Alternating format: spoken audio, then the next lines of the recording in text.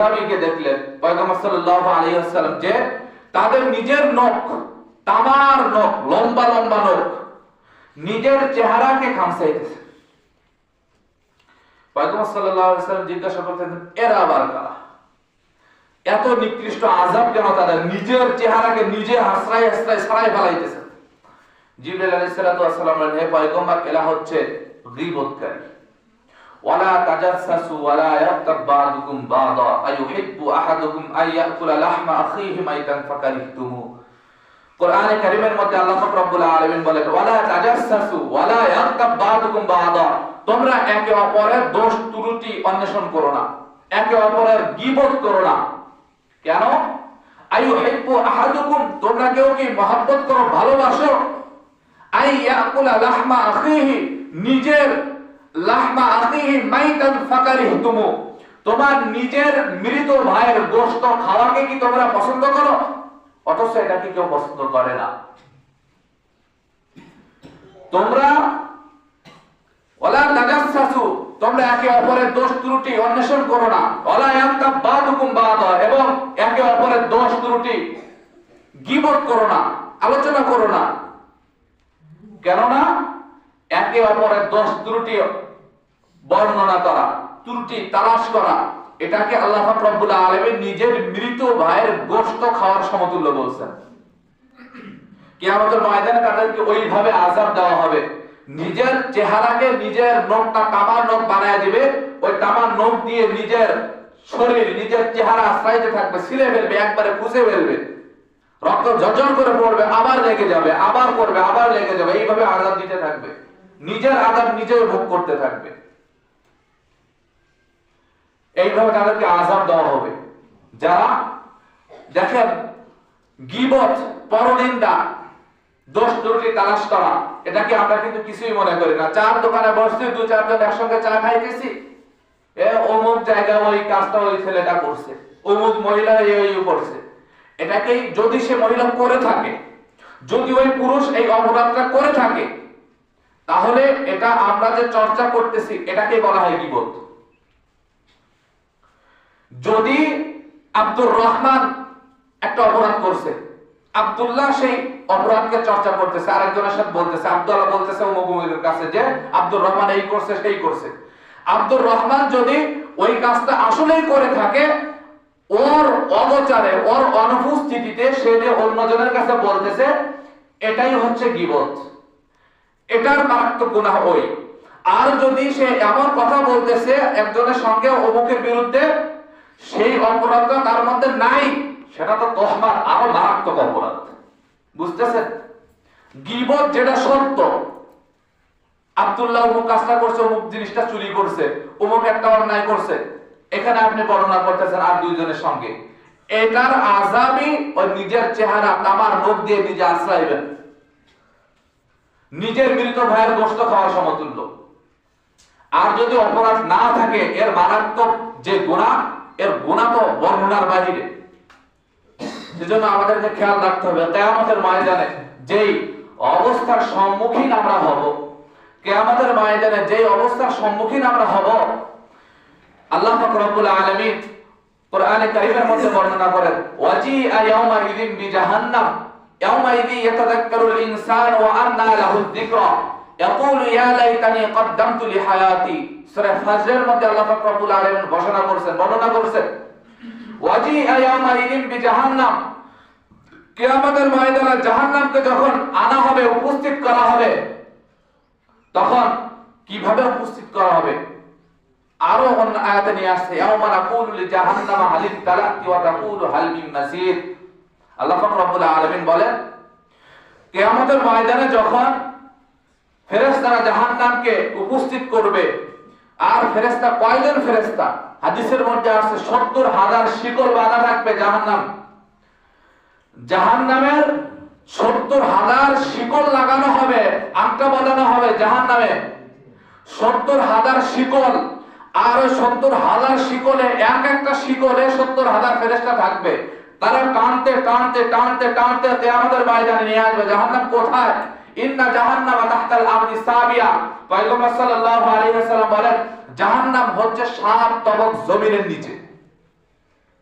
7 তবক জমিনের নিচে জাহান্নাম, সেখান থেকে ফেরেশতারা টেনে নিয়ে আসবে জাহান্নামকে।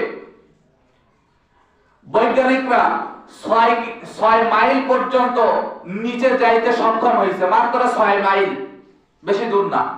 এখান থেকে কত দূর? 6 মাইল পর্যন্ত তারা নিচে গর্ত খনন করে পাইপ দিয়ে, যে কোনো মেশিন দিয়ে হোক না কেন, 6 মাইল পর্যন্ত যাইতে সক্ষম হয়েছে।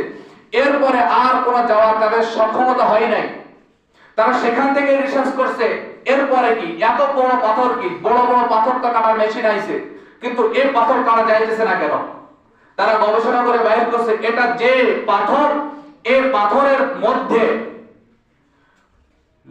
একেবারে উজ্জীবিত উজ্জ্বলিত আগুন, উজ্জ্বলে আগুন একবার দাও দাও করে জ্বলতেছে, আগুনের তাপ ওই পাথরের মধ্যে পাওয়া যাইতেছে 6 মাইল নিচে, বেশি নিচে না।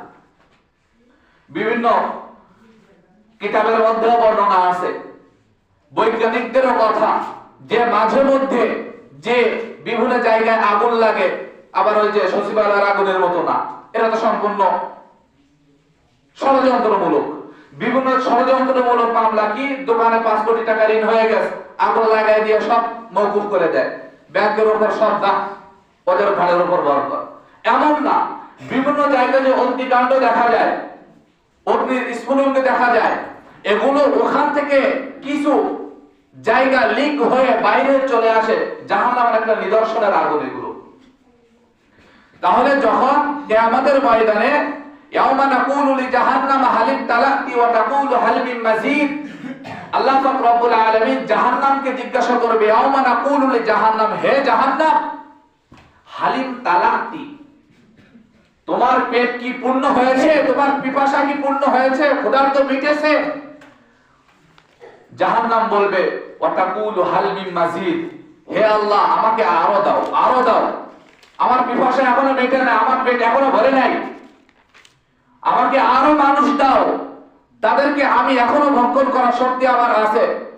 আল্লাহ পাক রব্বুল আলামিন হযরতে আবু হুরায়রা রাদিয়াল্লাহু তাআলা আনহু থেকে হাদিস বর্ণনা করেন, আবু হুরায়রা রাদিয়াল্লাহু আনহু বলেন, পয়গম্বর সাল্লাল্লাহু আলাইহি ওয়াসাল্লাম বলেছেন, তখন আল্লাহ পাক রব্বুল আলামিন নিজ কুদরতি পাটা জাহান্নামের মধ্যে ঢুকাই দিবেন, জাহান্নাম থপথপ করে ঠান্ডা হয়ে যাবে, একবারে ঠান্ডা হয়ে যাবে, আর কোনো কথা বলবে না, শান্ত হয়ে যাবে।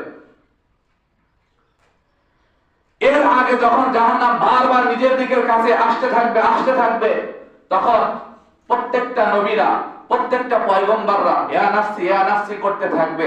তখন মুহাম্মদুর রাসূলুল্লাহ সাল্লাল্লাহু আলাইহি ওয়াসাল্লাম ইয়া উম্মতি করতে থাকবে।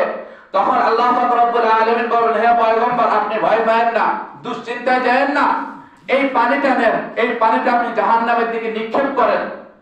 আল্লাহ পাক রব্বুল আলামিনের আদেশে ওই পানিটা নেবেন, পেয়ালাটা নেবেন, নিয়ে পয়গম্বর সাল্লাল্লাহু আলাইহি ওয়াসাল্লাম সেখান থেকে পানি নিক্ষেপ করবেন জাহান্নামের দিকে, জাহান্নাম দূর হয়ে চলে যাবে, অনেক দূর।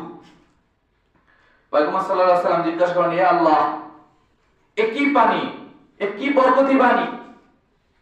এটা হাউজে কাউসার নাকি জমজমের পানি, না আবে হায়াতের পানি, কিসের পানি এটা, এত বরকতের পানি? আল্লাহ পাক রব্বুল আলামিন বলবেন, না, এটা হাউজে কাউসারের না, এটা জমজমের পানিও না, এই পানিটা হচ্ছে আমার বান্দা বান্দিরা যারা গুনাহে লিপ্ত হয়েছিল, লিপ্ত হওয়ার পর অনুশোচনা আসছে, ভয় আসছে, আল্লাহর ভয় আসছে, আল্লাহ তাআলার কাছে তওবা করে কান্নাকাটি করছে, ওই কান্নাকাটি করার চোখের পানি, এই বরকতি পানি, এই পানির মাধ্যমে জাহান্নামকে দূরে সরায় দেওয়া হয়েছে। তাহলে জাহান্নাম যখন নিজেকে গ্রাস করতে আসবে, তখন ওই জাহান্নামের মধ্যে যে পানি নিক্ষেপ করবে, অন্য কোনো পানি না, চোখের পানি নিক্ষেপ করলে সেই জাহান্নাম চলে যাবে। এই পানিটা অন্য কোনো সেকা খেয়ে চোখের পানি না, অন্য দুঃখের পানি নয়, ব্যবসা বাণিজ্যে একটা সব শেষ হয়ে দুঃখের পানি নয়, আল্লাহ তাআলার নাফরমানি করেছি, আল্লাহ তাআলার সাথে দুশমনি করেছি, এখন অনুশোচনা হয়েছে, এতদিন নামাজ পড়ি নাই, রোজা রাখি না, ইবাদত বন্দেগী করি নাই, এখন বুঝছি, এখন দোয়া করব, কান্নাকাটি করব, এই কান্নার এক ফোঁটা পানি হাদিসের মধ্যে আসছে, গুনাহগার বান্দা যখন তওবা করে কান্না করে, চোখের পানি নাকের ডগায় আসার আগেই আল্লাহ পাক রব্বুল আলামিন তার পিছনে সমস্ত গুনাহ মাফ করে দেয়। সেজন্য জাহান্নাম অনেক ভয়াবহ, অনেক ভয়াবহ, যে জাহান্নামের আলোচনা বলে শেষ করা যাবে না। মানুষ ধারণা আছে, প্রত্যেকটা জিনিসের কল্পনা আছে। মানুষ কল্পনা যত দূর পর্যন্ত করতে পারে, যত দূর পর্যন্ত আযাবের কল্পনা করতে পারে, এমন এমন এমন এমন এমন হইতে পারে, এর থেকেও এমন হইতে পারে, ওই এমন যে সর্বোচ্চ এমন যেটা যে পর্যন্ত আপনার কল্পনা পৌঁছাবে, জাহান্নামের সর্বনিম্ন আযাবও এমন না। আর জান্নাতের নিয়ামত কেমন, আপনি যত বেশি বড় কল্পনা করেন না কেন, সর্বোচ্চ কল্পনা করছেন, এত নাজ নিয়ামত, এত নাজ নিয়ামত, আপনার কল্পনার বাহিরেও সর্বনিম্ন জান্নাত তার থেকে আরো বেশি পাওনাদার আল্লাহ পাক রব্বুল আলামিন দিয়ে দিবেন। কিন্তু আমাদের যদি ওই সুদ, ওই ঘুষ, এই সমস্ত কাজ যদি আমরা না ছাড়তে পারি, মানুষের পরনিন্দা করা, দোষ ত্রুটি চর্চা করা, গীবত করা, একে অপরের চর্চা করা, এগুলো যদি আমরা বন্ধ না করতে পারি, তাহলে জাহান্নাম তো আমাদের জন্য অপেক্ষা করতেছে। ওই কিয়ামতের ময়দানে যখন জাহান্নাম বলবে হাল মিন মাজিদ, হে আল্লাহ আমাকে আরো দাও, তখন আল্লাহ পাক রব্বুল আলামিন কিছু বান্দাদেরকে দিবেন। তখন জাহান্নামকে আবার বলবেন এখন তোমার পেট পূর্ণ হয়েছে, না এখনো হয় নাই, আল্লাহ পাক রব্বুল আলামিন আরো দিবেন। তখন দিতে দিতে দিতে দিতে সমস্ত জাহান্নামী যারা বাজেবকৃত অপরাধী সবাইকে দিয়ে দিবেন। এরপরে আল্লাহ পাক রব্বুল আলামিন তার নিজ কদম দ্বারা তাকে দাবায় রাখবেন। সেজন্য এখনো সময় আছে। এখন যদি আমরা পরিবর্তন হয়ে যাই, এখন যদি 2-4 ফোঁটা চোখের পানি আমাদের বেয়ে আসে, তওবা করে বেয়ে আসে, তাহলে এই চোখের পানির বদৌলতে হয়তো আল্লাহ পাক রব্বুল আলামিন আমাদেরকে সেদিন মাফ